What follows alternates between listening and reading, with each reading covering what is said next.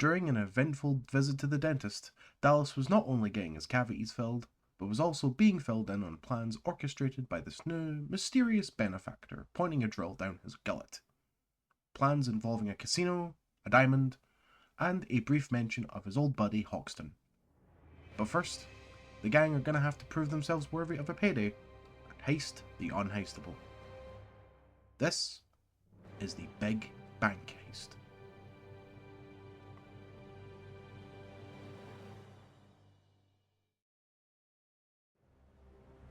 Released June 17th, 2014, The Big Bank is the second heist DLC added to Payday 2, and the 6th overall DLC.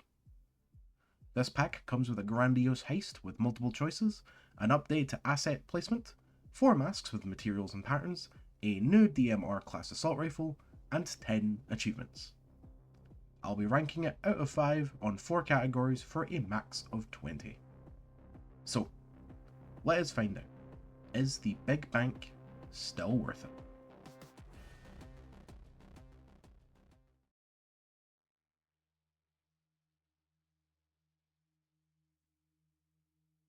The Benevolent Bank is a massive heist, and I mean that in both size and scope.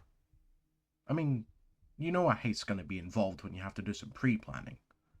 Replacing the assets for some heists, the pre-planning menu allows us to change the way the heist plays out. Safe cracking, escape, and some other extras like poisoning a cake to reduce guard patrols.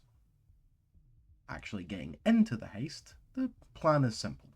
First is to get into the 2 locked rooms, one on the roof, and the bank's server room, either located at the end of this hall, next to these stairs, or near the employee-only area. Once into the server room, activate the PC and hope to God you rolled the 5% chance to not do that whole bullshit.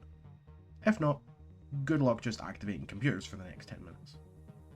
After that, go back to the room on the roof and rewire the time lock.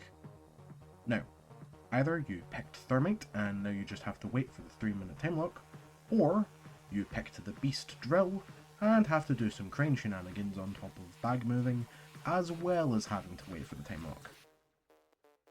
After getting into the vault room, now you just have to wait for your safe cracking option to finish up. If you picked Thermite, you don't have to babysit it, but if you have the Beast, you'll have to replace the drill bit every now and then. After that, you're in. Feel free to take as much loot, however you only need 4 bags to complete the heist. Also be prepared with either a saw, shape charges, or just drill skills. You'll need them regardless of your choice of safe cracking. Escaping is pretty easy, but most of the options do have issues. If you're playing in a team, take the bus escape and the Beast. I chose the C4 tunneling for a demonstration, but be warned, it's filled to the brim with snipers. Top that off with a decent amount of XP and cash, and you've got a pretty good heist. I'll give the Big Bank a 4. It's a really good combat arena with tight choke points, cop spawns, and some really great designs, but the heist portion is bogged down with tedium and a slight dependence on RNG. If anything, I'm glad the beginning part can be split between a crew of 2.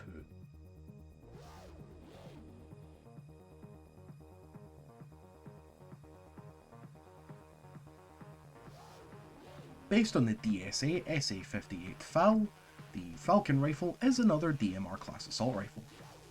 The stats are okay, the reserve ammo is actually decent, and the ammo pickup is of course weak. However, with 5 backup magazines and a single fire lock, you won't be running low on ammo that often. The weapon is also decently customizable. However, all of the attachments are locked behind completing the achievements associated with this heist. Some are easy to unlock, some require a bit more effort or another player. Oh, wait a second, I just dropped all these gun facts. Equipping the Falcon with the CQB foregrip, the tactical grip, and the CQB stock turns it into the OSW version of the original rifle. OSW is an acronym that stands for Operational Specialist Weapon. And equipping the Falcon with the retro foregrip and the wooden stock make it resemble the IMI Romat, the Israeli version of the FAL. And I'll admit, it looks like absolute dog shit, because why change the FAL? It was already perfect. The Falcon rifle gets a 3. Compared to the previous DMRs, and even some of the newer ones, it's not worth the trouble. Especially not worth grinding the achievements.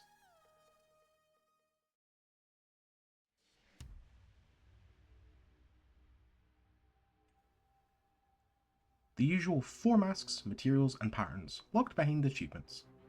For once, I'm actually unable to show you all of the materials and patterns, as I haven't been able to get one achievement. More on that in the next section. The 4 masks are based on people who appear on the American dollar. Benjamin Franklin, George Washington, Abraham Lincoln, and Ulysses S. Grant. They do have a pretty cool looking pattern, but the masks themselves are just boring. They ain't even caricatures. The materials are as follows: clay, parchment, gemstone, and exhausted. They look fine. I do understand parchment being a material, but the other 3 are a bit odd. Honestly surprised they didn't save the cash money material for this one. The patterns are as follows: Spartan, Roman, God of War, and Ruler. Strangely, Roman and Greek themed patterns for an American heist, but they do at least look nice. I'll give the customization a 2. Being locked behind challenges is nice, but the challenges you have to do might require a bit of luck or some trial and error. Speaking of said challenges,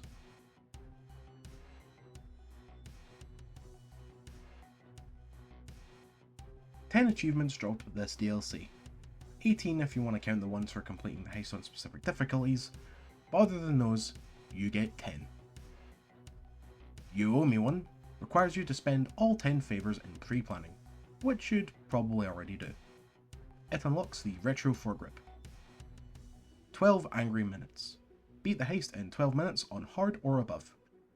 It unlocks the Wooden Foregrip. Don't Bring the Heat. Beat the heist in stealth. It unlocks the CQB stock. Additionally, Entrapment. Beat the heist in stealth, grabbing 12 bags of loot on the default escape whilst not deactivating the lasers. It unlocks the CQB Foregrip.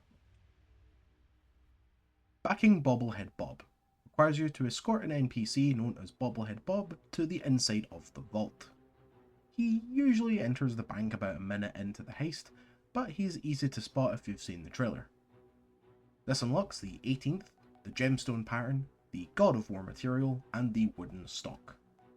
Fun fact as well, when you upgrade the safe house bar to its max, Bobblehead Bob becomes the Payday gang's bartender, seen here serving the gang's cocaine-powered cyborg. Sweet 16 requires you to loot 16 bags and unlocks the 16th, the clay material, the Spartan pattern, and the marksman foregrip. It Takes Two to Tango requires you to hack the correct computer on the first try. I'm unsure if this counts towards the 5% for the server to be the correct one, but it unlocks the first American, the parchment material, the Roman pattern, and the tactical grip. It Takes a Pig to Kill a Pig. Drop the giant piggy bank onto an enemy. I have never unlocked this achievement in the history of me playing Payday, which has been about 10 years, but it unlocks the first, the exhausted material, the ruler pattern, and the extended mag for the Falcon. Funding Father requires you to finish the heist whilst you and your crew wear the DLC masks. It unlocks the marksman stock.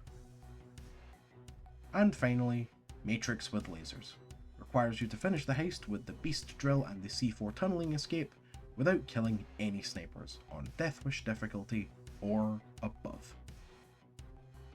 These achievements get an honest 3. I'm glad that you really only need to do 3 achievements to make a good setup for the Falcon, but the reward of 1 attachment per achievement does make it a massive pain to use.